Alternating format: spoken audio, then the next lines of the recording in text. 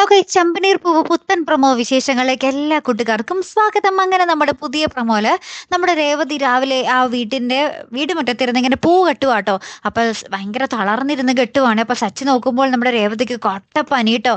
അങ്ങനെ നമ്മുടെ രേവതിനെ നമ്മുടെ സച്ചി മുറിയിൽ കൊണ്ടുപോയി കിടത്തുന്നുണ്ട്.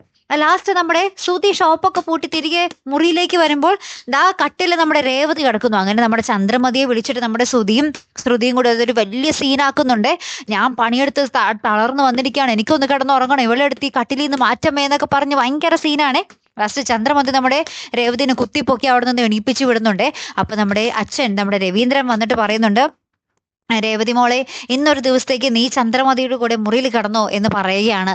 അങ്ങനെ മൊത്തത്തിൽ കാര്യങ്ങൾ മറിയുവാട്ടോ. താൻ കുഴിച്ച കുഴിയിൽ താൻ തന്നെ വീണെന്നുള്ള അവസ്ഥയില്ല. അതാണ് പിന്നെ നമ്മുടെ ചന്ദ്രമതിക്ക് ഉണ്ടായത്. ചന്ദ്രമതിയുടെ മുറിയിൽ രേവതിയും ശ്രുതിയും ഇവര് മൂന്നുപേരും കൂടെ ഉണ്ട്. രേവതി അടിയിൽ പായ വിരിച്ച് കിടക്കുന്നു, ശ്രുതി നമ്മുടെ ചന്ദ്രമതിക്കൊപ്പം കട്ടിൽ കിടക്കുന്നു.